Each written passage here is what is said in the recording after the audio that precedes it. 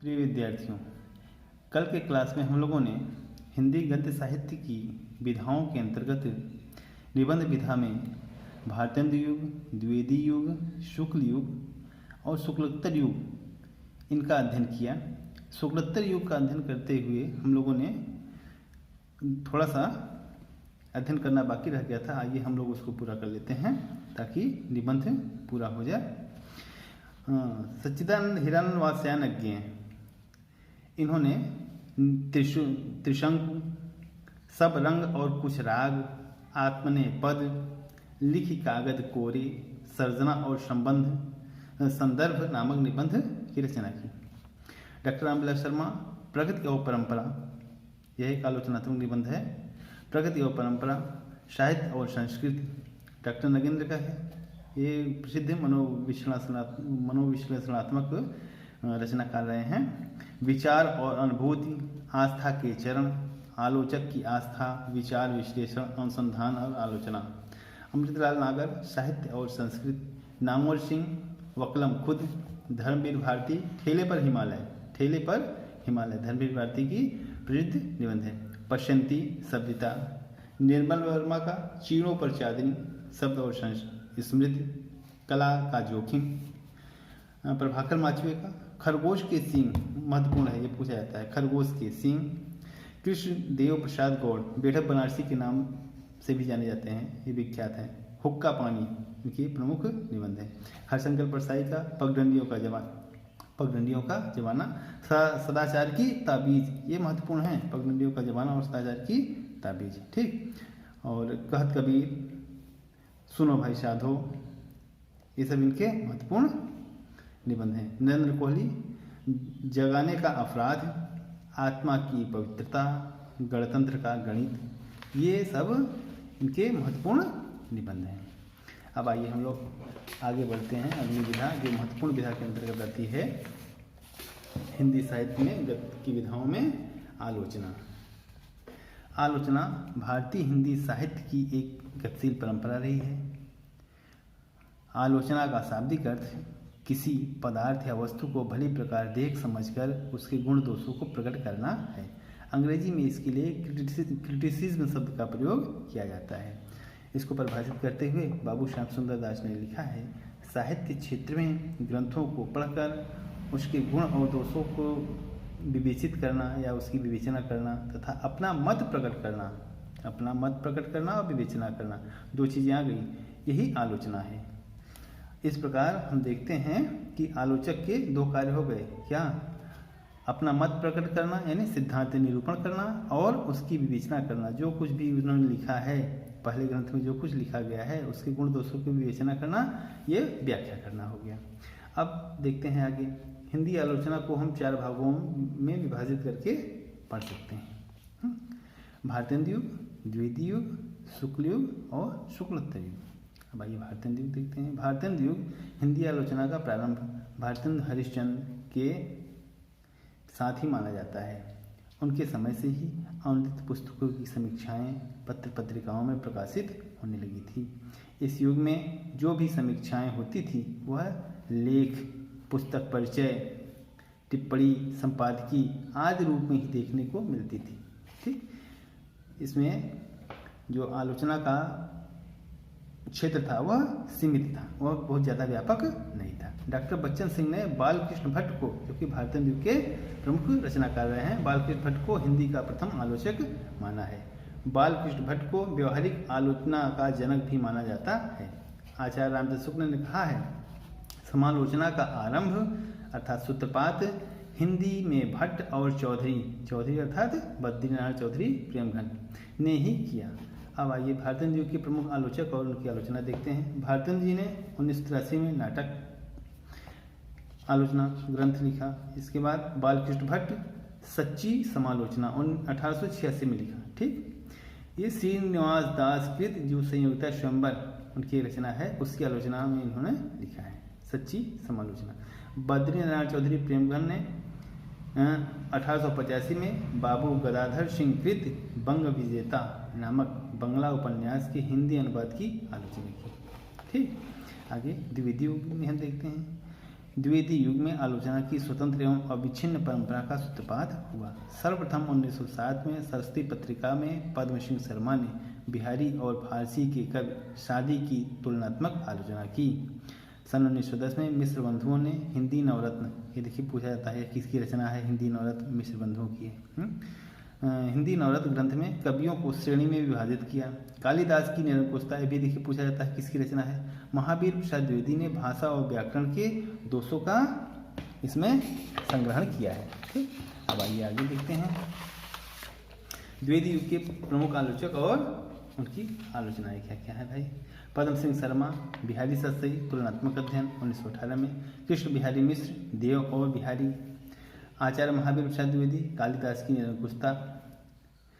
श्याम सुंदर दास, साहित्य लोचन।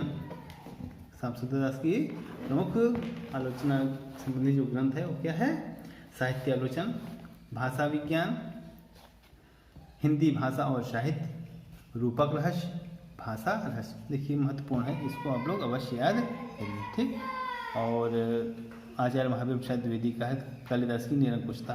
ठीक ना। शुक्ल युग, अब आइए द्वितीय युग आ गया शुक्ल युग। आचार्य रामचंद्र शुक्ल के नाम पर शुक्ल युग नाम पड़ा। आचार्य रामचंद्र शुक्ल हिंदी के मर्मज्ञ आलोचक माने जाते हैं। इन्होंने अपनी मौलिक प्रतिभा से समीक्षा के हर पहलुओं का गंभीरता से विवेचन किया और बेबाकी से नवीन उद्भावनाओं द्वारा हिंदी आलोचना को नवीन दृष्टि दी। आइए हम लोग देखते हैं इस युग के प्रमुख आलोचक कौन कौन हैं। रामचंद्र शुक्ल, इन्होंने गोस्वामी तुलसीदास, जयसी ग्रंथावली, भ्रमर गीत सार, रसमीमांसा। रसमीमांसा इंपॉर्टेंट है, पूछा जाता है किसकी रचना है, आलोचना ग्रंथ है। पद्मलाल पुन्नालाल बख्शी, विश्व साहित्य विमर्श। जयशंकर प्रसाद की काव्य और कला, ये निबंध संग्रह है, उसमें अनेक आलोचनात्मक निबंध इन्होंने लिखा है। सूर्यकांत त्रिपाठी निराला, रविंद्र कविता कानन, पंत और पल्लव उनका पंत जी की प्रमुख रचना है। तो पंत और पल्लव, प्रबंध पद्य, गुलाब राय का नवरस, देखिए इंपॉर्टेंट है, ये पूछा जाता है। नवरस, सिद्धांत और अध्ययन। रमाशंकर शुक्ल रसाल का अलंकार और पीयूष, नाट्य दर्पण, आलोचनादर्श। किशोरीदास वाजपेयी का रस और अलंकार, देखिए महत्वपूर्ण है, पूछा जाता है। डॉक्टर रामकुमार वर्मा का साहित्य शास्त्र, साहित्य समालोचना, ये महत्वपूर्ण है, पूछा जाता है। और कबीर का रहस्यवाद, ये भी पूछा जाता है। अब शुक्लोत्तर युग में हम लोग देखते हैं कि कौन कौन से आलोचक हुए और उनकी क्या क्या आलोचनाएं रही हैं, उसकी क्या विशेषताएं हैं। शुक्ल जी के पश्चात हिंदी आलोचना का विकास बहुत तीव्र गति से हुआ। आलोचना के नए प्रतिमान स्थापित हुए। ऐतिहासिक, सैद्धांतिक, व्यवहारिक, मनोविश्लेषणात्मक, मार्क्सवादी, वैज्ञानिक, लोक साहित्यिक, तुलनात्मक रूपों में समीक्षा की प्रवृत्तियां विकसित हुई। अब आइए हम लोग देखते हैं इसमें आलोचक। शांतिप्रिय द्विवेदी, हमारे साहित्य निर्माता। नंद दुलारी वाजपेयी, आधुनिक साहित्य। रस सिद्धांत नाम से देखिए और लोगों ने भी लिखा है। डॉक्टर नगेंद्र ने भी लिखा है रस सिद्धांत, ये महत्वपूर्ण पूछे जाते हैं। रस सिद्धांत, आप विकल्प देख लीजिएगा किसका नाम है उसमें। रस सिद्धांत में नगेंद्र है कि नंदुलारी वाजपेयी, किसी एक का दिया रहेगा, नंदुलारी वाजपेयी या नगेंद्र। आचार्य हजारी प्रसाद द्विवेदी देखते हैं। हिंदी साहित्य की भूमिका, इनकी आलोचना ग्रंथ है। सहज साधना, कालिदास की लालित्य योजना, ये देखिए पूछा जाता है, कालिदास की लालित्य योजना। इलाचंद जोशी का है साहित्य सर्जना, विवेचना। नलिन विलोचन शर्मा का दृष्टिकोण, मानदंड, साहित्य का इतिहास, दर्शन, ये महत्वपूर्ण है, ये पूछे जाते हैं। अब इस प्रकार से शुक्लोत्तर युग के बाद मार्क्सवादी विचारधारा, प्रगतिवादी विचारधारा के जो आलोचक रहे हैं उनकी आइए हम लोग देखते हैं। बोर्ड परीक्षा में ये सब प्रश्न पूछे जाते हैं, तो महत्वपूर्ण आलोचक और उनकी आलोचनाएं हम लोग देखते हैं। शिवदान सिंह चौहान, भारत में प्रगतिशील साहित्य की आवश्यकता, 1937 में लिखा। इन्होंने और भी लिखा है, शिवदान सिंह चौहान ने प्रगतिवाद, साहित्य की परख, साहित्यानुशीलन, आलोचना के मान, साहित्य की समस्याएं। शमशेर बहादुर सिंह, दो आब, कुछ गद्य रचनाएं, कुछ और गद्य रचनाएं। रामविलास शर्मा, प्रगति और परंपरा, हमने आपको पीछे भी बताया, प्रगति और परंपरा, साहित्य और संस्कृति। नेमचंद्र जैन, इस युग के देखिए प्रगतिवादी काल के प्रमुख रचनाकार रहे हैं। अधूरे साक्षात्कार, भारतीय नाट्य परंपरा, तीसरा पाठ महत्वपूर्ण है, पूछा जाता है अधूरे हस्ताक्षर की। अमृत राय, नई समीक्षा, विचारधारा और साहित्य, रंगे राघव का है। आधुनिक हिंदी कविता में प्रेम और श्रृंगार, काव्य कला, प्रगतिशील साहित्य के मानदंड। नामवर सिंह जो कि प्रमुख आलोचक माने जाते हैं। वाद विवाद संवाद, वाद विवाद संवाद इनकी रचना है, आलोचना ग्रंथ है। दूसरी परंपरा की खोज, ये देखिए महत्वपूर्ण है, पूछा जाता है। दूसरी परंपरा की खोज के लेखक कौन है। इतिहास और आलोचना, इतिहास और आलोचना। गिरजा कुमार माथुर, नई कविता, सीमाएं और संभावनाएं। इस प्रकार से और इसके अलावा भी अन्य रचनाकार हैं जिन्होंने आलोचनाएं की है।